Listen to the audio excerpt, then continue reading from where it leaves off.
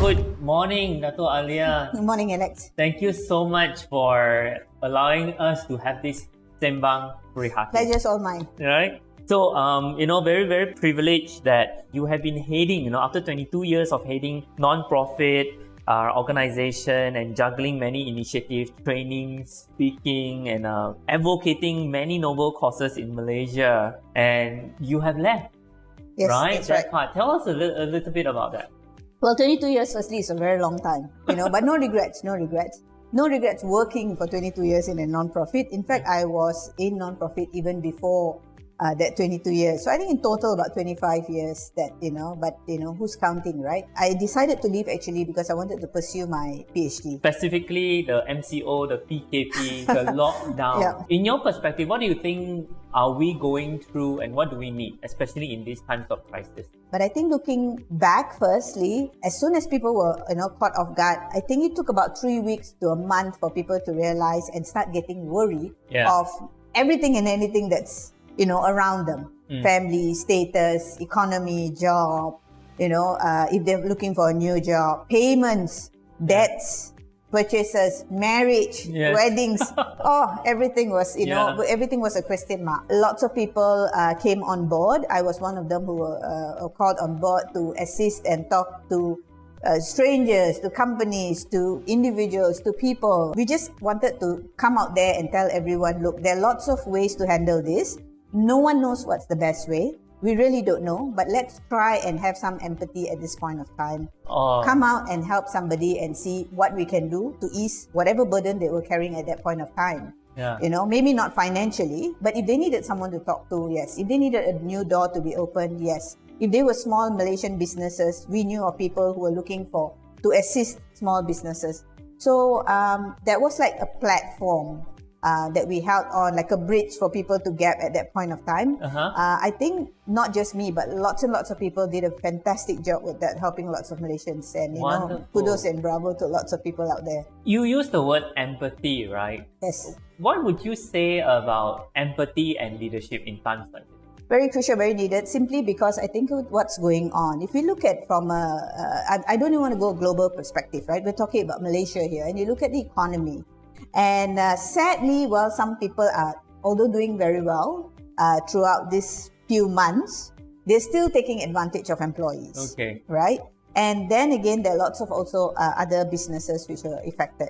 And employees, I think, generally were worried, very skeptical what's going to go on. Do they have a job? Do they not have a job? Especially those with families and lots of responsibilities had this, worry. And my advice to lots of employers at that point of time was to have open, honest conversations with employees.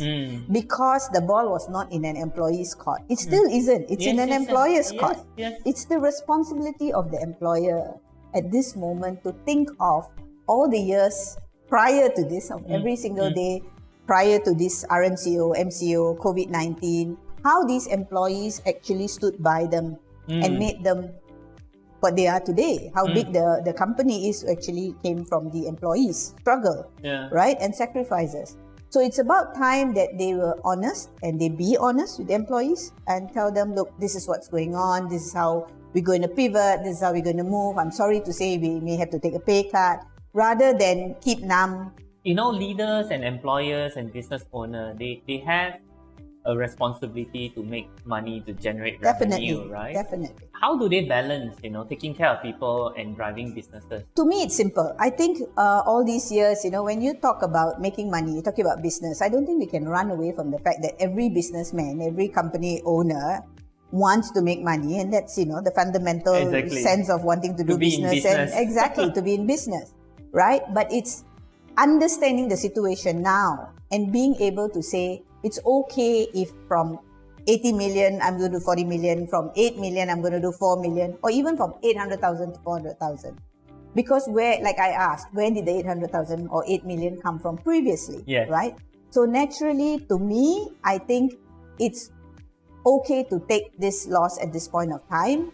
They say, berat sama dipikul, ringan sama dijinjing sort of thing, right? So at this point of time, I think it's only fair they look after the employees, who I'm very, very sure will look after them in time to come. I think by now, the entire world is aware this is not going to go off. COVID's not going to go off. You look at even Malaysia, the past 2 days, you have a spike, you have a hike. As yesterday, a few more states came under the red zone. So definitely you will see the ups and downs of what's happening. Personally, I think this is going to take 2 to 3 years before everything and everyone stabilizes. Yes?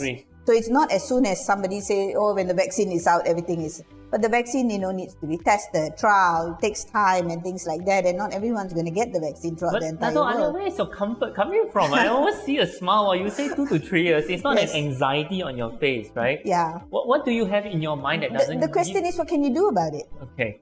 I mean, what's the point of worrying? I can't control COVID. Yeah. I can control what I do, how I feel, how I act, what I want to do, who I want to reach out to. So I rather focus on what I can do than what I can't do. What can we do, Dato Aliyah? Well, we can do so many things. We can do so many things. The past few months, groups of friends and we have discovered that, look, we need to be a connecting bridge. Firstly, I think all of us who are honestly not greatly impacted as some who have lost jobs, who have gone down the road to hurt themselves or, through divorce or mortgaging houses, things like that. But I think a lot of us, including myself, I think we need to count our blessings. Yeah. We need to count our blessings and be very grateful and thankful that we're still standing strong. We're okay. We had savings. We can go through this. We still have a roof over our head. We still have so many friends out there. We still can put that smile on our faces. Yeah. It's really not the end of the world, right? So I think the next step is, because we are blessed, don't forget, it doesn't stop there. So let's pay it forward, as I kept saying. I'm known as the pay it forward lady. Someone gave me that tag. And, I think everyone can do something for someone. All right? Even if one person, I don't believe, it's impossible that you cannot go out and help somebody. Where is the value system coming from? Probably it's a lot of hardship when I was, growing up and seeing things. But I think it comes from the family and friends and people that have surrounded me throughout these years to say that, in life, there needs to be a purpose in life, right? Okay. So it's not all about me. Yeah. I've got the chance and the opportunity to be on planet Earth. Very, very thankful. So why not, help out and do something for somebody out there? And, with my background, 25 years in a non-profit, forever looking, after, and, that's been a blessing. That's really, really been a blessing. I think they've taught me and helped me more than I have, I just wanted to say, I think it shaped you to become the person that you are today. Definitely. I'm not going to deny that. I'm definitely not going to deny that. And last pesanan, right, to the audience, right? What is your pesanan? What is your advice to people in this COVID-19? Yeah, besides, especially during COVID-19, besides, like I said, don't think that people out there need your charity. I think people out there need some humanity at this point of time. Look around, and talk to people. If you can even be a friend, because a lot of people tell me financially they are not okay to give at this moment. And I truly understand. But my question is, can you not be a friend to someone? Can you not reach out? Give a call. Ask them how they are doing. I think during MCO, we did a lot of them. We reached out to many, many people. Even throughout the last few months, we made sure we called and kept in touch with lots of people just to find out how they're doing.